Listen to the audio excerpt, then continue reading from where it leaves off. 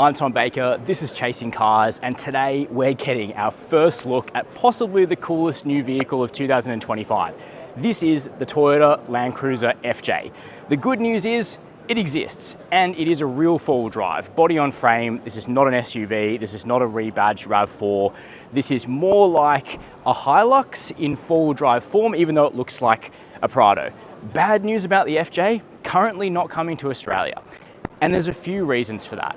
One of them is that the powertrain that sits under this bonnet is not Euro 6 compliant at present, we don't think. And it's not going to be legal for Toyota to sell in Australia unless Toyota Motor Corporation here in Japan changes out the engine. If Toyota put the 2.8 diesel from the Prado and the Hilux in the FJ, it could be sold in Australia. Or perhaps some kind of petrol or hybrid drivetrain would be okay too, linking up to the automatic transmission and to the true four-wheel drive system in this vehicle, but it needs an engine swap. However, let's have a look at the aesthetic of the FJ, because I think that's probably the big selling point other than the fact it is actually a legit four-wheel drive.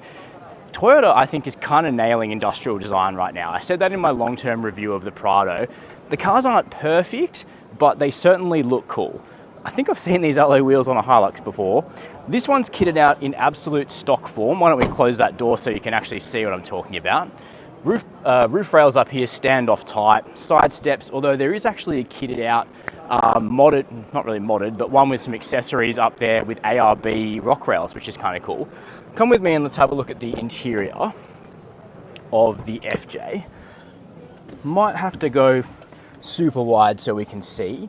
But as you can see, Toyota has used very much the sort of Prado cabin aesthetic for this four-wheel drive. So we've got this big floating infotainment panel here, but still quite nicely integrated. The 12-inch touchscreen here, it's off right now. We're at the motor show, can't see too much. Little partial digital instrument cluster. Same steering wheel as a Prado, very blocky, retro, 80s kind of design for the whole dashboard. Physical climate controls, a dial, just like a Hilux, a dial here for the dual range transfer case. Can't run this thing in four-wheel drive on the road, so you're in rear drive on the road. Automatic transmission, don't know how many gears it's running right now, but we have, I think, the 2.4 engine, which we're not getting in Australia in the next Hilux, possibly. We're on fake leather seats here that are actually quite comfortable, but I want you to see a real standout feature, which is actually backseat room. Now, motor shows, we're always having to share with other people, that's fine. But as you can see for myself, I'm 6 foot, 183 centimeters. I fit in the FJ very comfortably. So your kids would get back here. Now, is this as practical as a Prado or a 300 series? No, it's not, but it doesn't have to be. I love the size. Now, in photos, I actually thought the FJ was tiny.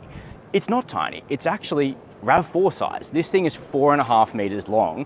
If we come and have a look at the back here, this is probably the angle that most evokes the most recent FJ, not the OG from, 100 million years ago, but the one that was on sale when I was starting my career, which would have been 2013. Spare wheel on the back, looks cool. Don't reverse that into anything. Side hinge door reveals an okay amount of cargo room, like not overwhelming, but it's all right for a 5-seat SUV, 5-seat four-wheel drive. Spares under the car, underslung. You'll get a couple of suitcases or some kit back here.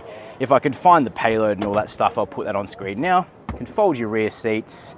So it's practical enough. Now, for me, this is like a perfect kind of second car or first car if you don't have that much space at home, because this vehicle, you can park it in tighter parking spots. You can live with it in the inner city quite easily. FJ, it's making sense.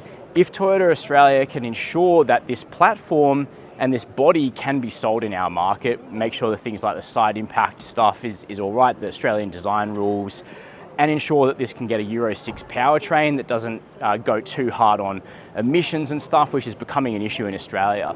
This has got to come to our market. Everyone I ask about the FJ wants to see this vehicle in Australia. So Toyota Motor Corporation Australia, you need to be listening to that feedback and getting this thing onto local roads.